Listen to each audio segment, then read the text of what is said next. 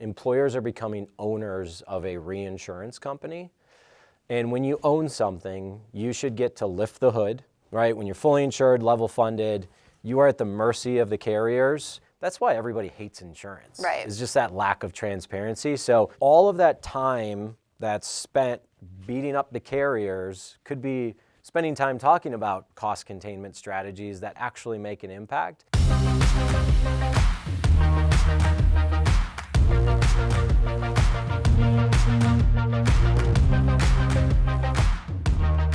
Hi, and welcome to Captivating Health Insights, where we talk about strategies for a healthier workforce and bottom line. This episode is all about the basics of self-funding. Welcome, Dave. I'm excited to have you on the podcast. Yeah, thanks for having me. Well, I'm so glad you're here. Let's start with a brief background on yourself and how you got into this industry. Yeah, so I got into the industry right out of college, worked in a mid-size brokerage firm for the first 2 years, cut my teeth, learned the business, and made the jump to the carrier side where I spent about a decade, fully insured, level funded, self-funded health plans. And now I've been at Captive Resources for coming up on 4 years, and I lead our business development team. Awesome. So you are a little bit unique in which you started in this industry right out of college, which most people trip and fall into it. So what was it like to just start right out of college and still be here? Since I came into it fresh, I didn't really know what to expect. It's funny, when I had accepted the job, the president of the company was like, "Hey, do you have Cobra?" And I was like, "What's Cobra?" He goes, "Don't worry, you'll learn." So I had a similar situation. I started a small brokerage firm as well, and I remember actually also the president of the company my first week saying, "Oh, hey, I have a carrier I want to put you in contact with." And I actually went and Googled what a carrier was. I didn't even know what a carrier was. So how far we've come. I know. Look at us. Look at us. All right. Well, let's start with the basics, Dave. For those who may not be very familiar with self-funding, maybe they've heard about it, but they've been fully funded for a while. What is the difference between being self-funded and fully insured? Yeah. So when you're fully insured, 100% of your cost is premium, right? And usually with that, you get no transparency or just enough transparency with how your claims are performing to justify whatever that renewal increase is going to be. So when you move into a stop loss arrangement, you're still paying premium because you want to protect yourself on the catastrophic claims, and if you do have a high frequency of smaller claims, but you really start to gain control and you can do something about those claims. Right. And what would you say for an employer considering the self-funding world, what are the kind of main benefits that you get when you move? Besides, you've already mentioned the data and having more access to that, but what are the other main benefits of taking that leap to being self-funded? So it's controlling what is, the big thing is you can start to control what is your probably second or third largest line item on your P&L, right? You can only manage what you can measure. And if you can't measure where the claims are coming from or what they are, there's nothing you can really do about it. And that's really the fully insured and even sort of level funded world.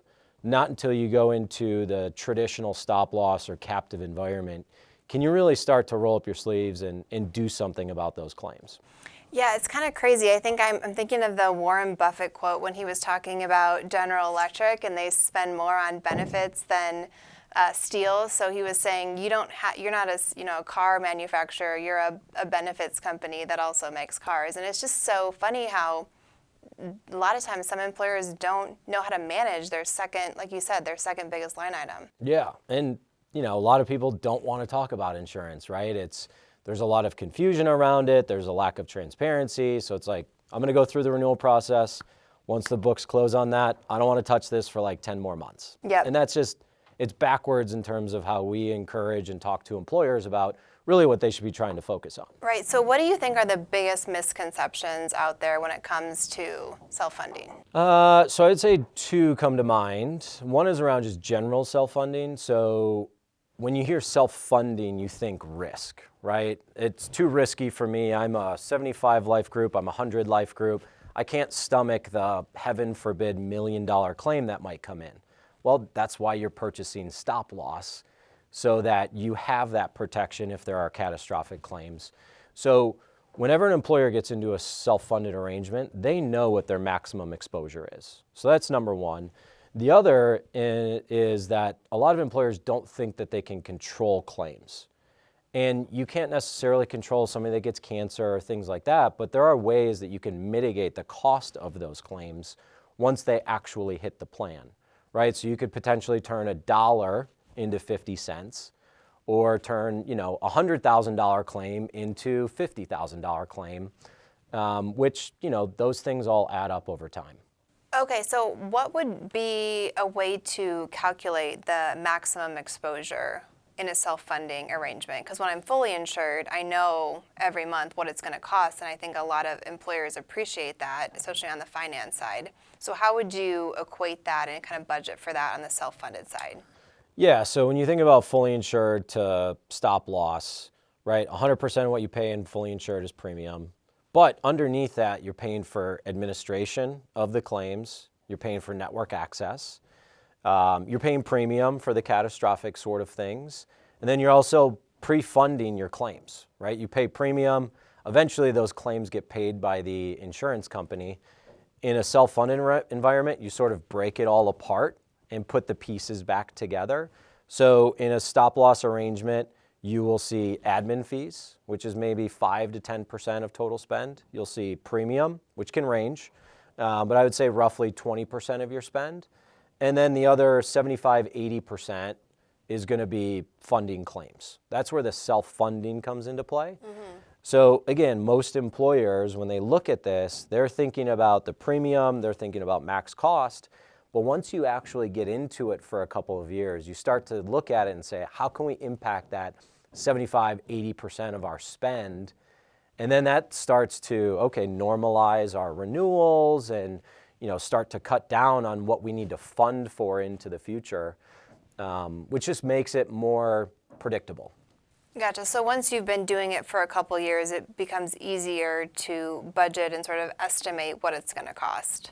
I would say yes to that. Okay, so let's talk about strategies to mitigate risk, because now that you're self-funded, if that employer does take that leap and make that decision, now they have more data, they have more control.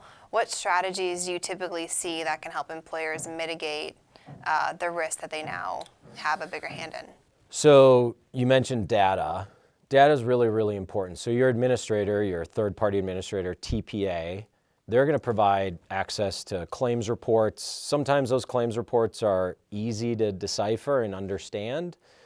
Other TPAs, they don't necessarily give it into a digestible format. So we think that it's really, really important that each member has access to an analytics platform, which basically takes all of that information for every single claim and sort of synthesizes it for the employer and for their consultant, so they can sort of figure out what should we focus on. And back to answering your actual question, yeah. I would say the low-hanging fruit for most employers from fully insured or level-funded arrangements is around pharmacy. It has to do with the rebates and the lack of transparency that exists on that side. Normally, you start to see some pretty big dollars coming back to you in the form of rebates. Yeah, I think I've seen the typical savings 20 to 30%, like just from switching PBMs. Like it's pretty low hanging fruit. Sometimes there might be some disruption if you're switching from one PBM to another, or just kind of making some contract changes. But usually it's pretty minimal for the most part, and there's tons of savings there. I mean, 20 to 30% of your overall spend on pharmacy. That's huge. Yeah, I mean, there's varying degrees depending on which PBM, pharmacy benefit manager, you look at, right? Some are more aggressive or offer more options in terms of how to manage those claims. But for the most part, employers can pick and choose which pathways they want to deploy, whether it's, going as far as international sourcing as one option. How important is it, do you think, when you're picking your TPA and your PBM? That's like a really foundational component, right? And you have those conversations with employers all the time, right? It's like, okay, we need to start there and getting a handle now that we have more data. Yeah. So from a TPA perspective, I say it typically has more to do with what network the employees are going to need or want access to. Right, if you want access to one of the BUCAs, Blue Cross, United, Cigna, or Aetna, right? You sort of need to back into that TPA decision. And then from a PBM perspective, it's, how much control do you want, or, are you forced to select a particular PBM? So it's always a little bit of a jigsaw puzzle for the consultants when they're piecing it together. But I think the most important thing to note is that there are options in the marketplace. Right, and you already mentioned international sourcing on the PBM side. So my next question really has to do with all these innovations that we're seeing from, international sourcing with PBMs to reference-based pricing, to direct contracting. There's all these new innovations. What would you say are kind of you seeing in the market that's making the biggest impact? Yeah, it's funny you say it's new and they feel new, but a lot of these things have been around for a while. I think the more transparency and sort of the regulatory environment or what's happening federally from a regulation perspective is drawing more attention to these things. Like reference-based pricing has been around for probably 15 years, and it continues to evolve, and there's a wider spectrum of options that exist in the marketplace. So for those that don't understand or are new to reference-based pricing, network contracts start with whatever the charge master is, and there's a discount off of that. That's how the big players generate network discounts. Reference-based pricing more starts from the bottom, which is Medicare, and they price claims based off of Medicare. Typically, they're adding some sort of multiple, maybe 130 or 150% of Medicare. So it's looking at network access very differently. And really, in reference-based pricing, there is no network. So it's just kind of a different way to fund the plan. It's still the same healthcare services. It's just kind of this financial adjudication mechanism. Yeah, and I think you could probably have a full episode on reference-based pricing. We could. There's certainly pros and cons with it. That isn't something that you just sort of dip your toes into. That's really sort of an all or nothing mindset or solution that exists. But that's just one option that exists in the market. You mentioned international sourcing. Mm-hmm. I would say that is drawing more attention now than it has in the past several years as well.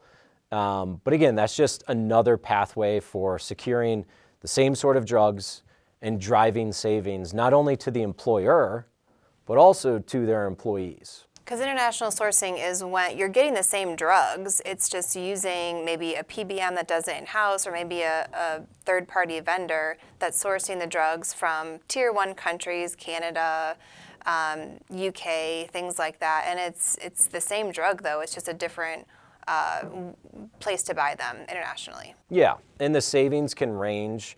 For the most recent use case that I've seen, it was taking a $300,000 drug down to like $120,000 a year for the employer. Wow. And so, you're avoiding a laser or you're avoiding big premium increases when you're able to do those sorts of things.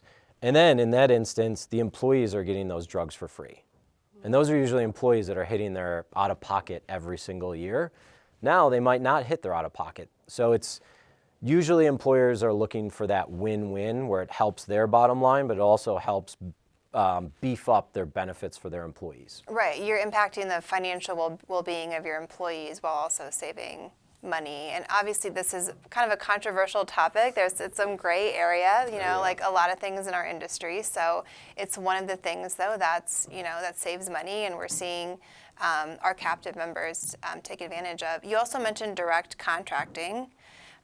We have a few captive members that do that. Do you want to talk a little bit about what that means as far as a direct contract arrangement and how that's innovative right now? Yeah, so rather than going through one of the BUCAs to secure network access, an employer or a vendor on behalf of an employer can go directly to a care system or hospital system, say, hey, we want to directly contract with you, and they can sort of pick if they want a multiple of Medicare or a specific discount off of their charge master. We see that very pocketed in certain areas of the country, like Texas, for example. Down in the Houston area, I've seen some direct contracts that are established. And then you can either wrap that with a network or you could wrap it with like a reference-based pricing. So again, there are so many different solutions out there. That's why working with the right broker, working with the right consultant to help you sort of piece that all together, and then finding a vehicle that's going to get you to the destination that you want. That's what we think is really, really important. Right. It's super important to have a broker in the mix helping you make those decisions. There's so many different strategies you can deploy. And it makes me think about going back to our data conversation. You need to know what's going on with your population and where you need to stop the bleeding and where you can be proactive. And when you're self-funded, you have that data now, so you can work with that broker to create that strategy. Yeah, and just to double back, you had asked me like misconceptions. Yeah. So I mentioned two, I want to mention a third. So we're talking about different solutions, and it could be perceived to be very complex. Yep. A sea of options. How do we know what to pick? I would say another misconception is when you're looking at joining a group captive, you're thinking, oh gosh, this is going to be so much work for me. I have to deploy all these different strategies. I have to know this, I have to know that. That's not true, because you need access to really good data. And usually it's going to take 12, 18, maybe even 24 months for that data to be credible and then actionable. So you don't have to, build Rome in a day. It's going to take time, and this is very much a long-term solution. So we find members coming into these different programs and sort of just sitting back and taking in a lot of information. And again, just back to your point, having a really good consultant is also critical. Yeah, it says you have a runway, basically, when you're going to come into a captive, and you have that time to kind of get situated. Right, yeah. What is a captive? Some people might not know. Believe it or not, some people don't know what captives are. Can you believe that? I can, yeah. That's why we exist. That's right. So if you've seen one captive, you've seen one captive. Okay.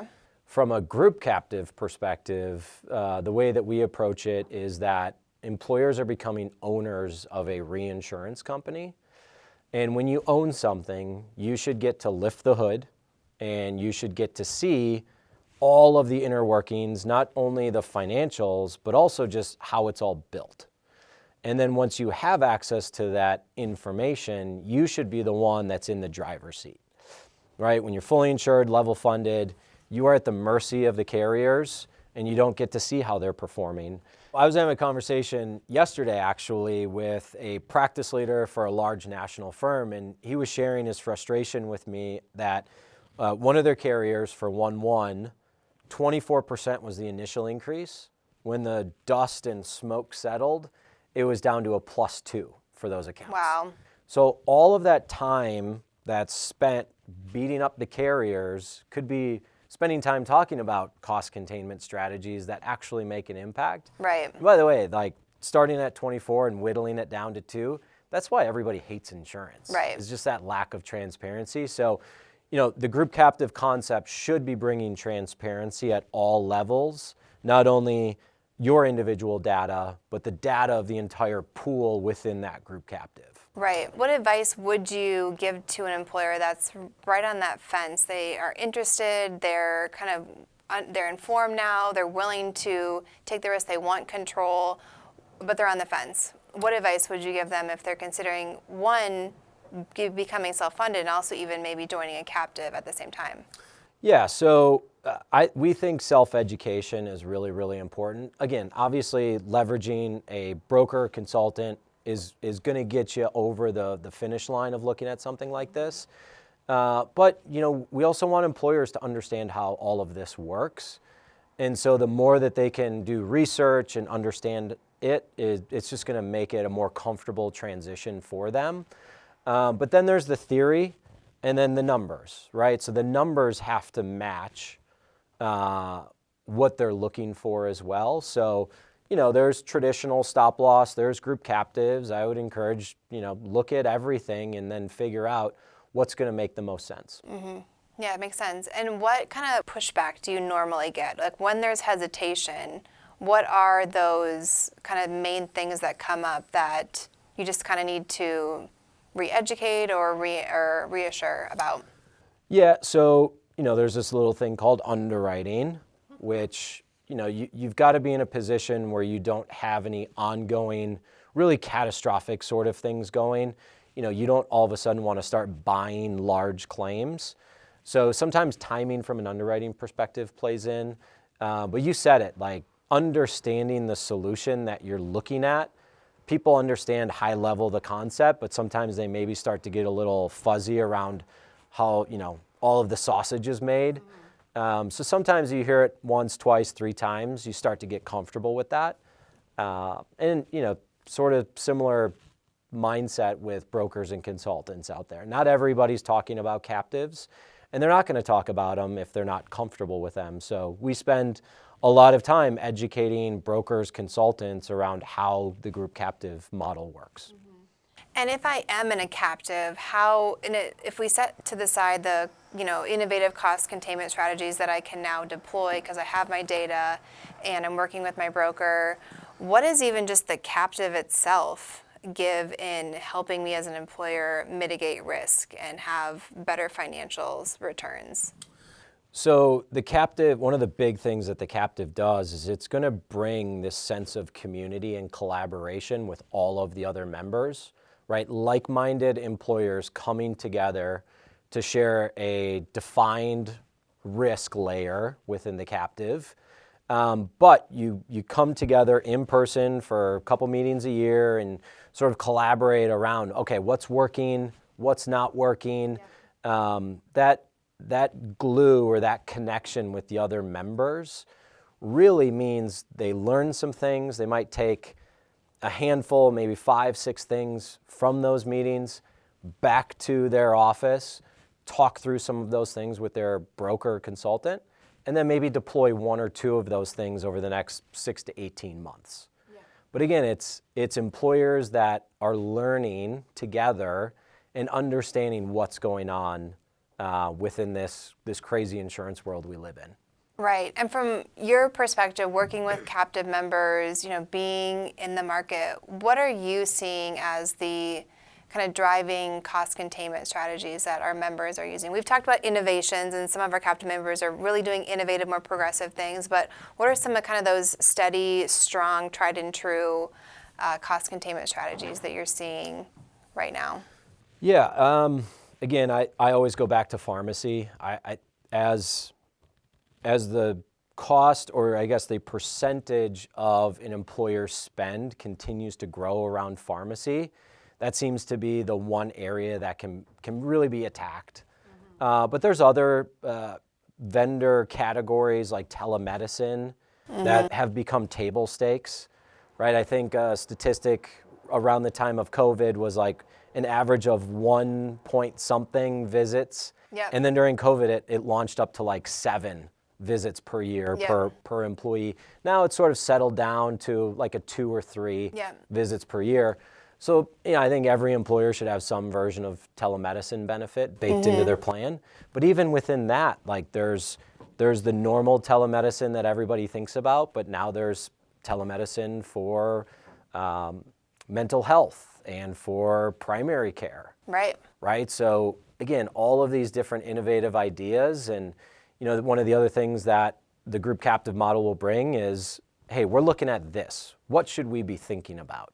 We can be a sounding board for brokers, consultants, and the employers in the group captive. Yeah, I'd piggyback off of what you said with the virtual care. It's like you said, it's virtual mental health, it's virtual physical therapy, virtual cardiometabolic care. There's just all of these different, virtual solutions, and on-site as well. But virtual makes it more accessible to more people, of course. So.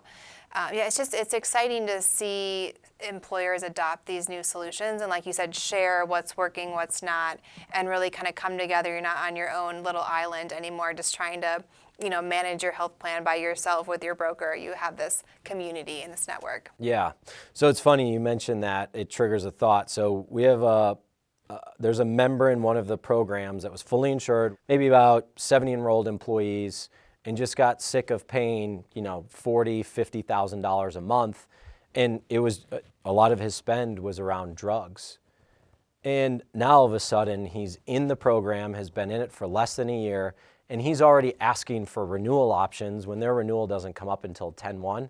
and not to get down too far of a rabbit hole, but he's asking for aggregating specific deductible options. Wow. So somebody that was fully insured now understands what an aggregating specific deductible or how that works. In less than a year's time. Yeah. That's awesome. Like as much as, that creates some complexity within stop loss, it's just great to see that they've come so far in a short period of time. Right, and they have the control now to be able to do those things. Yeah. Make those decisions. Yeah. All right, Dave, anything else you want to leave our listeners with before we wrap up today? Yeah, just to recap, coming from the fully insured, level funded world, there's a lot of information when you move self-funded, especially if you're going to join a group captive. So just, again, slow it down. Don't feel like you have to do everything at once. But also, we haven't necessarily talked about, like, if you're currently self-funded, you can also be looking at different captive solutions. There's a lot of financial benefits, but then also, if you're self-funded today and you don't feel like you're getting access to all of the different point solutions and different strategies that exist, that's really what a captive is going to bring to a current self-funded employer. So the group captive concept can be for a very, very wide range of employers to explore. So I want to keep listeners in mind of that. Yeah, lots of options out there. Good to know your options, and we're here to help as well. Yeah. All right, well, thanks for being here today, Dave. Appreciate it. Thank you.